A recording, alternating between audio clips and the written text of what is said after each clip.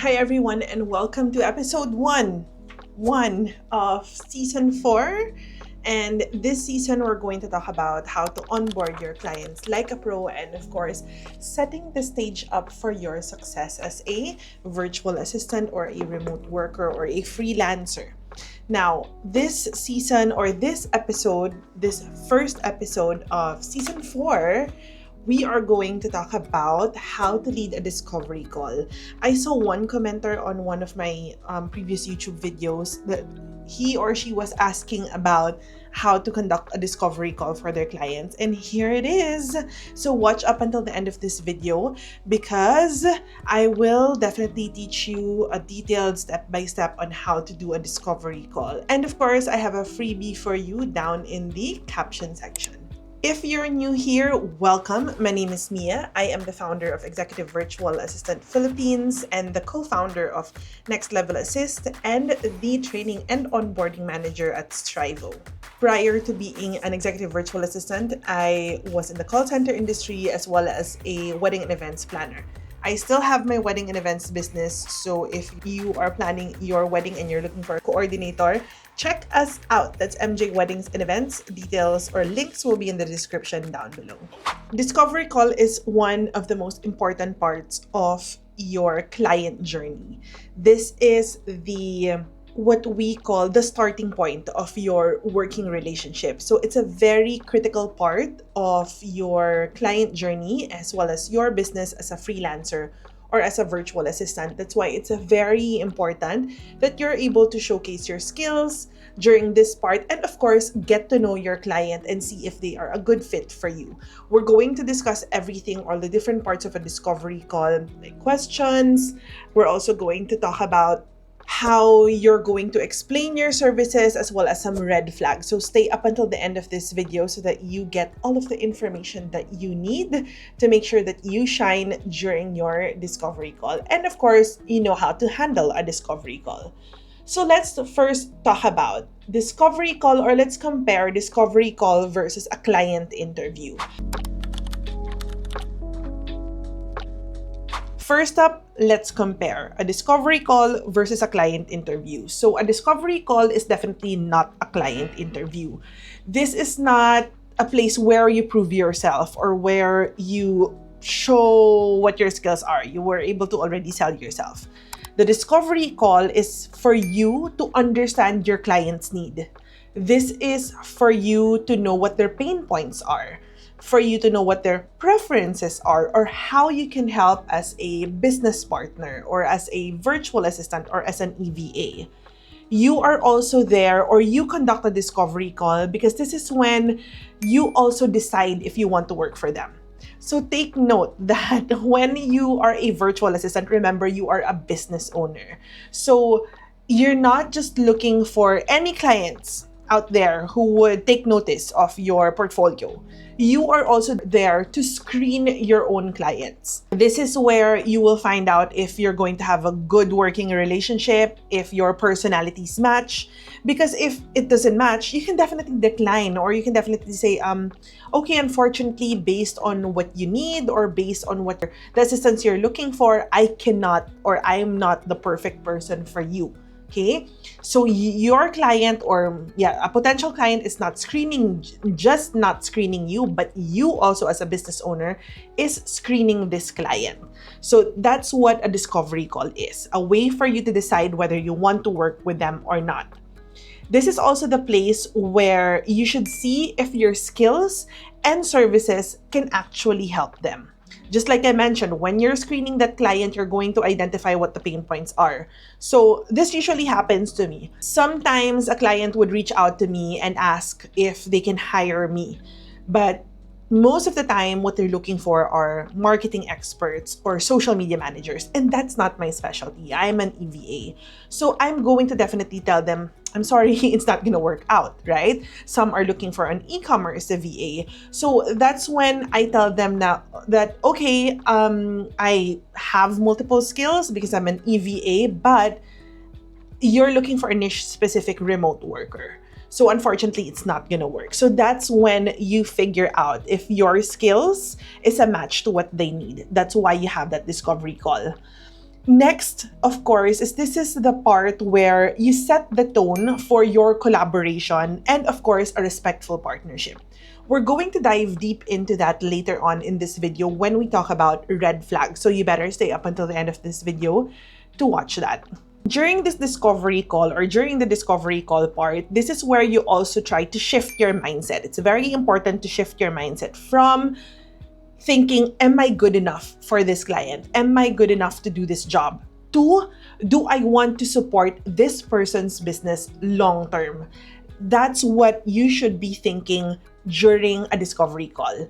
If it's not going to be, okay, can I be the best VA for this, or can I be the best remote worker for this client? No, that's not how you're going to think. What you're going to think, or what your mindset is during a discovery call, is, can I support this client for a very long time? Are we going to have a harmonious, respectful working relationship? And does my skill align to what they need? Okay, so you have to make sure that that's your mindset once you come into a discovery call. Now that you know what basically a discovery call is, let's talk about what are the questions that you should ask during a discovery call that would assess whether you and your potential client is a good fit. So here are some sample questions. This is not all of the questions that you need to ask, but this is just a sample question, a set of sample questions. So make sure that you first ask them the sample question, like, what made you decide to start looking for a virtual assistant, or for an assistant, or for a social media manager, or for a marketing specialist, or an EVA? So what made you decide to look for a VA? Now, this question is applicable if you are applying in a company or with a direct client that's already actively looking. But if this is a client that you approached, let's say you were just sending your resumes or your portfolio on LinkedIn, and it's a cold outreach. If you want to listen the difference between a cold outreach and a warm lead, I will put the video up here or in the description down below. But this is a cold lead, so it means this question is not applicable. What you're going to ask them is this next question. What tasks are taking up most of your time?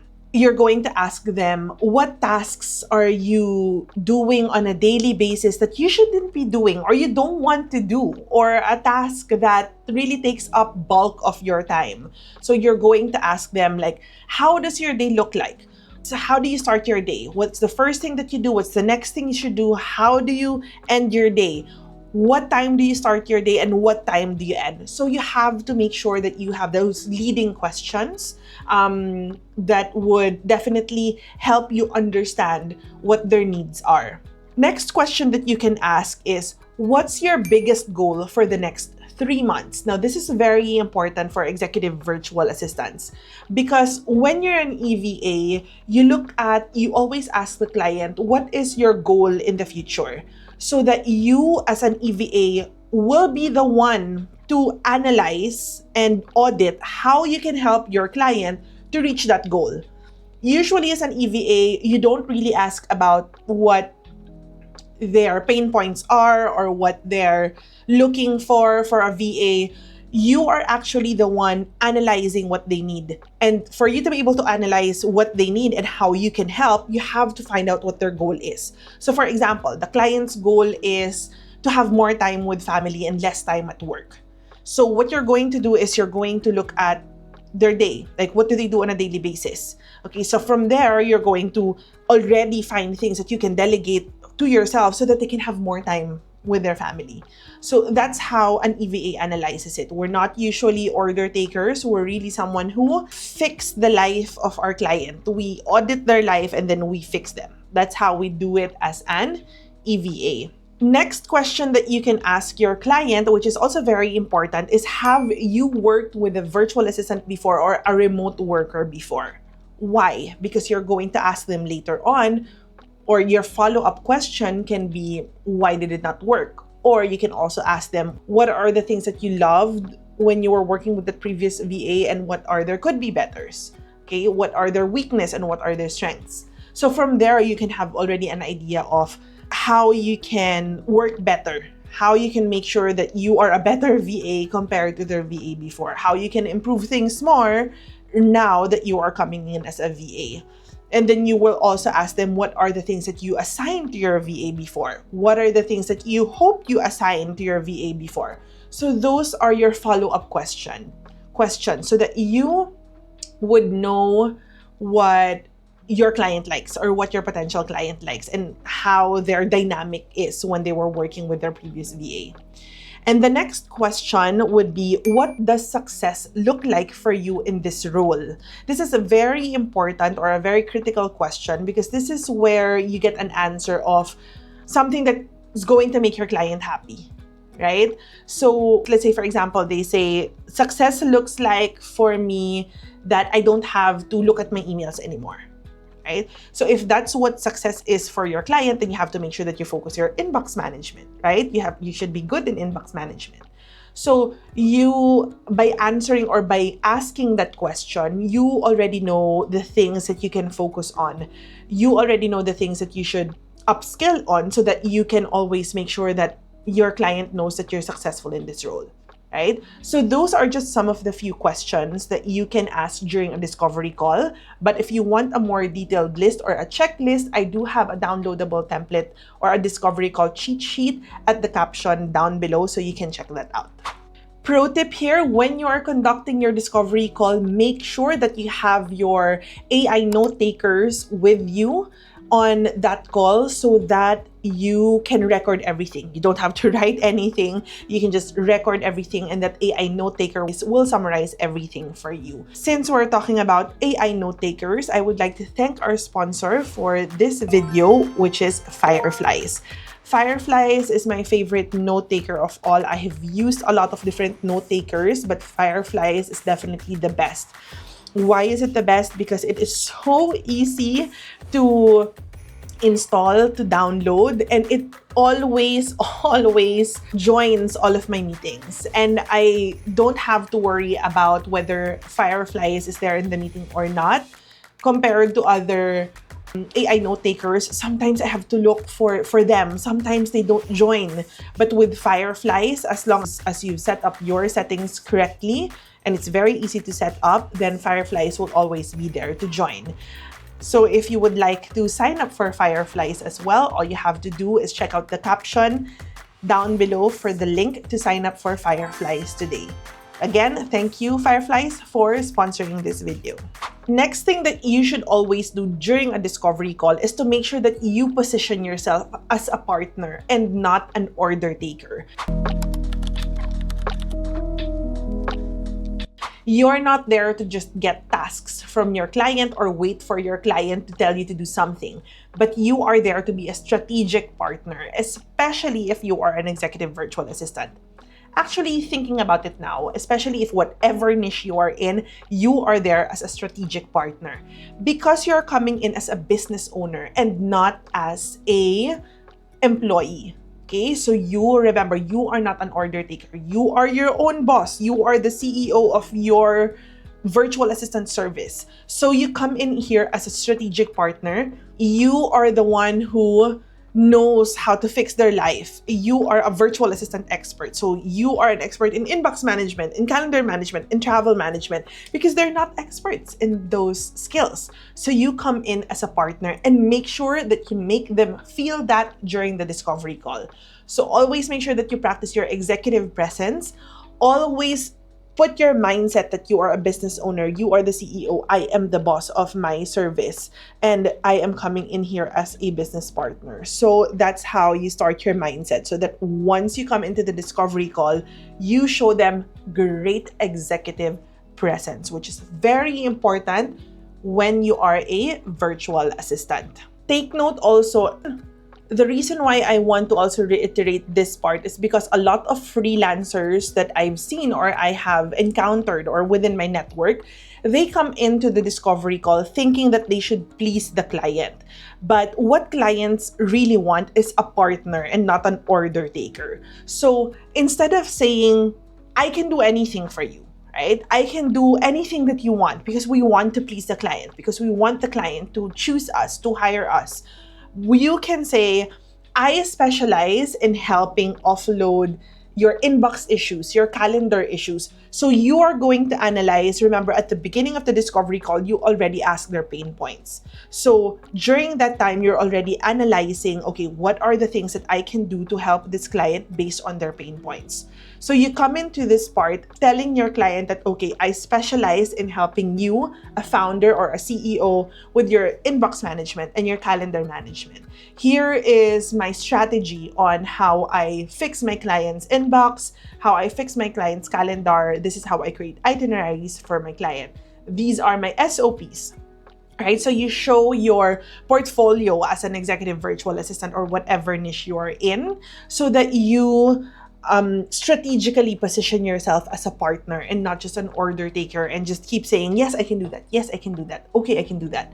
Okay, you have to make sure that during a discovery call, you're also able to highlight specifically and show the impact that you can give in each of the skill, answering or solving their pain points. Next thing that you're going to do, once you're already telling them these are the things that I can help you with, or showing them that you are a strategic partner, you are coming in as a strategic partner. This is the time that you also highlight the skills or the services that you can offer, but make sure that you're not overwhelming them with all of the skills that you can offer. As an executive virtual assistant, just focus on the pain points that they have, okay? You can come in with a presentation, a Canva presentation, or your Notion portfolio showing that these are the skills that I'm good at. Inbox, calendar, travel, household. I have background in basic social media. Here are the tools that I know how to use. I have basic knowledge in Canva. I have advanced knowledge in ClickUp. I know how to create automations. These are the CRMs that I know how to use. I know how to create AI agents. So make sure that during this part, you are already highlighting what your skills are and tools that you can use. This is the time where you are selling yourself and explaining to your client that this is how I can help you. This is how we're going to seamlessly work together as a partner, because these are your pain points and this is how I'm going to solve your pain points. So now that you've already shown everything, that's basically what the discovery call is. After that, then you're going to show them what your rates are. Okay, the last part should always be your rates. If you want to know how to set your rates strategically, you can watch the video here, or I'll have it in the description down below, because I just created a video on how to set your rates as a virtual assistant or a remote worker. And finally, let's talk about the red flags that you should watch out for. Always be alert for these warning signs during the discovery call. First, if your client mentioned, I had a bad VA before who didn't do what I wanted. So that's already the first red flag. Why? Because it already shows that, okay, why didn't they have a really good partnership? Is it really the VA who was in the wrong, or the client has have an attitude issue? So you have to dig deeper to find out the root cause as to why they are bad-mouthing their VAs, okay? Because this is just very similar to whenever I tell you during an interview, never bad-mouth your previous work, your previous employer or your previous client. Same goes with the client. They should never bad-mouth their previous virtual assistant or previous employee, okay? Because it's a red flag on their type of character or their personality. So you have to make sure that if they start bad-mouthing their previous employer or their previous VA or service provider, then it's already a red flag, because they can do that to you as well. So make sure that you find out the root cause, and if you feel like the client is just really is not reasonable, then you're just going to have to decline working with them. Another red flag is if the client said, okay, I need someone who's available 24/7. Who is available 24/7? No one is available 24/7. No one is available 16 hours a day. Okay, so that's no longer that's already a red flag that you should watch out for. And really, again, try to dig deeper, find out what they're really talking about. If they really need someone to be there 24/7, then they should hire 3 VAs in different shifts, right? But they shouldn't just hire you, right? You can tell them, okay, if you need someone for 24 hours, I have 2 more virtual assistants that we can onboard, and these are their rates, right? So that's how you do it. Next red flag is if the client says, if, for example, you are in the part wherein you're asking about their pain points or what they need from the VA, what assistance they need. And they say, you know what, I'm not sure what I want, but, we'll figure it out as we go. Now, that's very hard. You don't want a client who doesn't know what their pain points are, because you're going to have a hard time finding things that you can delegate for yourself, especially at the beginning of the partnership. And that's also a red flag, because if they don't know what they want, how would you know what they want, right? If you don't know what their pain points are, how would you know? You're not a magician, you're not a mind reader. So that's a red flag, because at the end of the day, if the client doesn't know what they want or where they need help on, then they might think that once they onboard you, since they haven't explained what they need help on, they might think that my VA is not doing anything, right? But you're here looking for things to do for your client, but they don't know how to delegate. So it's very, very important that your client already knows or what their pain points are, or what their goal is, or the reason why they need an assistant. Now, if they don't know, then you can just tell them, okay, maybe this isn't the right time for you to onboard a VA. Take some time to think about what your pain points are, or help them dig deeper to find out what their pain points are. But if they're really not sure about why they need a VA, then just tell them, maybe we can circle back to this after a few months, after a month, after 2 months, if you already know what help you need.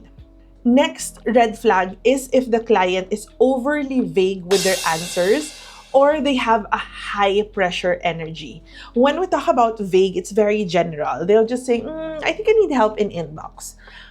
I think I need some time with, or some person that can help me with customer service. If it's very, very general and it's very vague, then they are very similar to someone who doesn't know what they need help on, right? And if you also feel that their energy is a high pressure energy, meaning you feel like they want so much from you. The job description is so long and they want so much energy. They want to take a lot of energy from you. They want you to do so many things. Then I guess that's not a good client to work with, right? So just make sure that you watch out for these red flags. There are a little bit more red flags than that, but those are our top red flags that you should watch out for during a discovery call. Some red flags you definitely find out when you're working with someone, but as much as possible, try to already look out for these red flags during the discovery call. And that's it for today's video. I hope you learned a lot about what discovery call is and how to conduct a discovery call. I provided you with a discovery call cheat sheet at the description down below. You can download that for free. Take note, that's for free. So make sure that you check that out. If you learned something and you enjoyed this video, make sure that you hit that like button. If you haven't subscribed yet, make sure that you subscribe, especially if you are someone who wants to become a remote worker or just want to improve in your career or in your business. Definitely subscribe to my channel because I post videos every week on how to become a really good virtual assistant or a remote worker. Again, thank you so much for watching episode 1 of season 4. On our episode 2, we are going to talk about what to do after your client says yes. This is how to onboard your client to your business.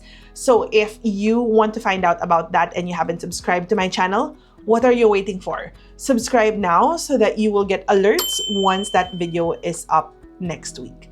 This is Mia. Thank you so much everyone for watching. Have a great day.